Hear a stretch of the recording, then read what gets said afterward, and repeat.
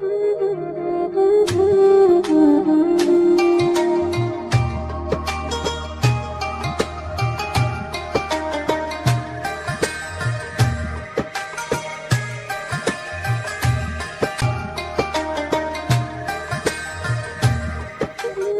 syariat Allah sekarang. Hukum syariat Allah ada 7. Berapa hukum? Ahkamu syari'illah sab'atu aqsam, ada 7. Fardu, wajib, wal mandub, sunnah, wal muharram, haram, wal makruh, makruh, mubah, sahih dan batil. Ini sah, ini batil. Itu hukum. Ya. Apa itu yang disebut dengan fardu? Ma talabu syari' talaban jaziman wa yurdifu arba'atu asya' al-wajib wal lazim wal mutahattim wal maktub. Ya, yang dimaksud fardu apa? Apa yang dituntut oleh syariat dengan penuntutan pasti. Apa muradifnya? Sinonim, persamaan daripada wajib adalah persamaan daripada fardu adalah wajib, lazim, mutahattim, maktub. Kutiba alaikumus syiyam kama kutiba alal ladzina min. Nah, kutiba maktub itu artinya wajib, telah diwajibkan. Ya. Itu bahasa Arab ya. Kita memang tahu wajib sama fardu sudah bagus deh. Ya. Lazim dipakai juga pakai bahasa oleh orang Indonesia, lazim bahasa Arab juga. Semua nih kata-kata di orang Indonesia 90% bahasa Arab. Ya. Jadi nggak boleh benci Arab. MPR, Majelis Permusyawaratan Rakyat, Majelis bahasa Arab. Permusyawaratan, musyawarah bahasa Arab. Rakyat daripada ra'iyah, bahasa Arab. Jadi kalau yang harus dibubarin itu dulu kalau dia mau rusak Arab. Hukmuhu, kemudian hukumnya. Apa ya hukumnya wajib? Alladzi yusab ala fi'li wa yu'aqab ala tarki.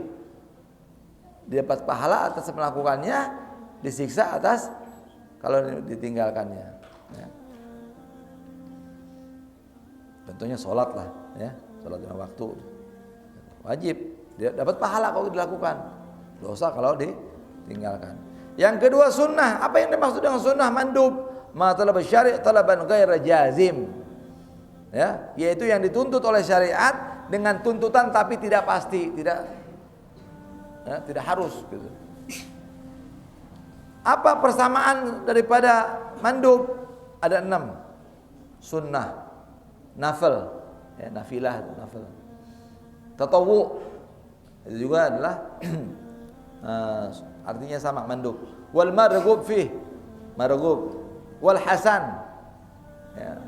Wal mustahab, mustahab disukai. Itu juga adalah kategori namanya persamaan daripada mandub atau sunnah. Apa hukumnya sunnah? Yusab ala fi'li wa la yu'aqab ala tarki. Mendapatkan pahala kalau dilakukan dan tidak disiksa. Mendapatkan pahala kalau dilakukan dan tidak disiksa atas peninggalannya. Nah, ini buat tingkatan kita nih, ya, tingkatan kita. Ya. Namanya abror, ya, abror. Hasanatul abror, sayyiatul muqarrabin, kata ulama tasawuf. Kebaikan orang-orang yang baik adalah keburukan orang-orang yang dekat sama Allah. Kalau orang-orang yang abror tidak sholat, sudah sholat 5 waktu, bagus. Sholat 5 waktu udah bagus. Tapi kalau orang sudah dekat sama Allah, tidak sholat qobliyah ba'diyah, sesuatu keburukan. Tidak duha berarti ada yang kurang. Tidak tahajud, dia tidak merasa sempurna. Dia tidak witir, apalagi. Nah, itu namanya muqarrabin, tingkatan orang sudah dekat sama Allah. Itu namanya tasawuf. Ini kita belajar fikih dulu.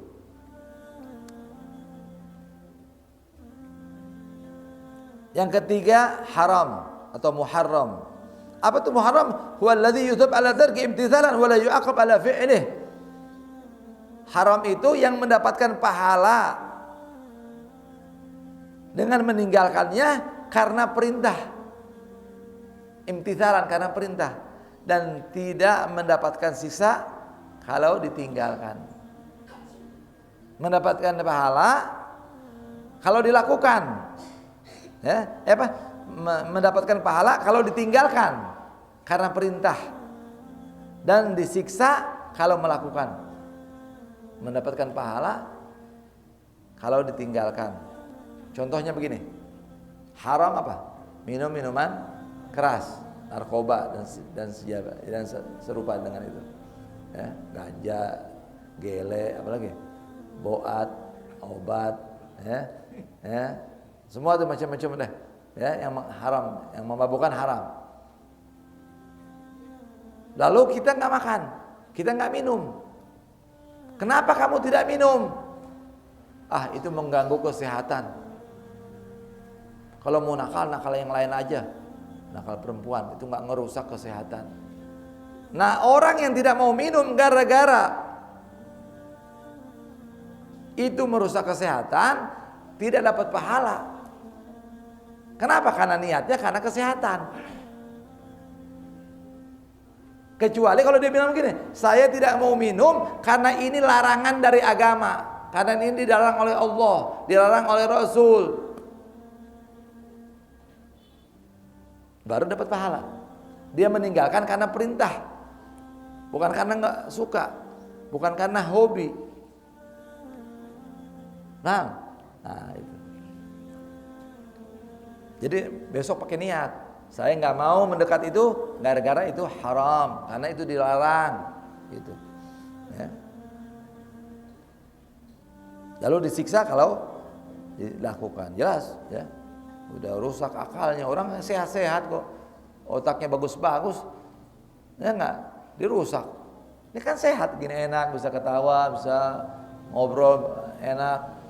Ini dikasih pil. Orang sehat mana suka musik ribut-ribut. Dung dung dung dung dung. Tambah besar lagi volumenya. Orang sehat yang mana mau? Gara-gara otaknya udah error, ya. Nah, baru dah. Nah, ini mantap, ajib. Kenapa? Udah error, nggak sehat. Inti mau sehat mau error. Tanya sama diri ente sendiri masing-masing, kan begitu. Ya. Dan perkara boleh, tahu perkara boleh, mubah, perkara boleh itu mubah. Dengar musik itu boleh, tidak dilarang. Tiap perkara yang boleh, tetapi mengganggu orang lain, maka jatuhnya dosa, haram. Catat itu, garis bawahi.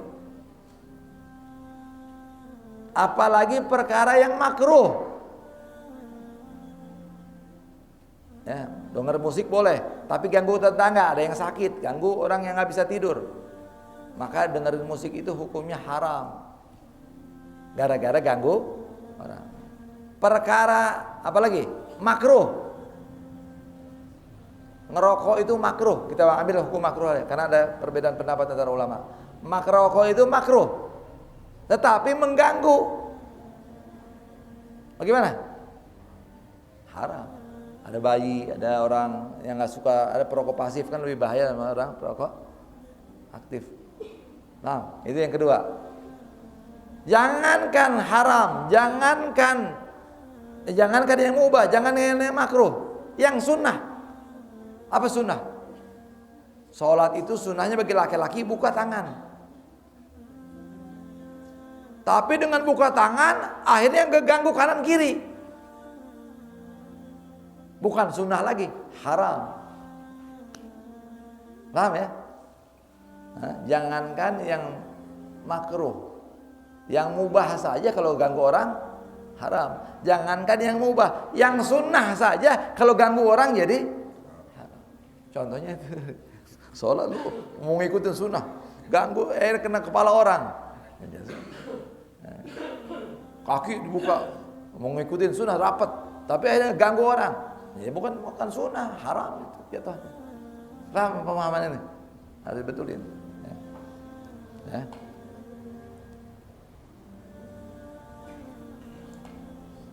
Wala yu'aqib ala fi'li. Baik. Sekarang yang keempat, apa tadi? Fardu udah, sunnah udah, haram udah. Sekarang makruh, yang keempat makruh. Yusab ala tarki imtithalan, yaitu yang dapat pahala atas peninggalannya. Kalau ditinggalkan dapat pahala. Kalau itu atas perintah, dan tidak disiksa kalau dia lakukan. Ente kenapa nggak ngerokok? Ana nggak suka rokok. Dapat pahala nggak kayak ente nggak ngerokok? Karena ente nggak suka, nggak dapat pahala. Tapi kalau saya tidak merokok karena bau-bau itu tidak disukai oleh Nabi, tidak disukai oleh malaikat, karena itu dilarang. Saya tidak merokok, saya tidak mau yang bau-bau, maka ketika engkau meninggalkan itu dapat pahala. Paham? Apa hadis Nabi? Hadis Nabi, ini maknanya ya. La taqrabul masajid man akal thumman la taqrabu masjid hadza atau kama qala sallallahu. Ya, jangan mendekati masjidku ini, Masjid Nabawi maksudnya. Orang yang makan bawang. Tahu makan bawang? Makan bawang bau kan? Ya. Nah, itu sekarang mana lebih bau, bawang apa rokok? Ya. Nah, itu. Ya, jadi ketika kita menghindar, tidak mau merokok, tidak mau makan bawang, ya. Rasulullah tidak makan bawang, khususnya bawang putih. Tapi Rasulullah memerintahkan Sayyidina Ali bin Abi Thalib makan bawang putih. Karena Nabi Muhammad manusia suci, steril. Tapi Rasulullah merintahkan Sayyidina Ali, ya Ali, fa inna fi thum fihi sir. Wahai Ali, sesungguhnya bawang putih itu ada rahasia. Ada khasiat.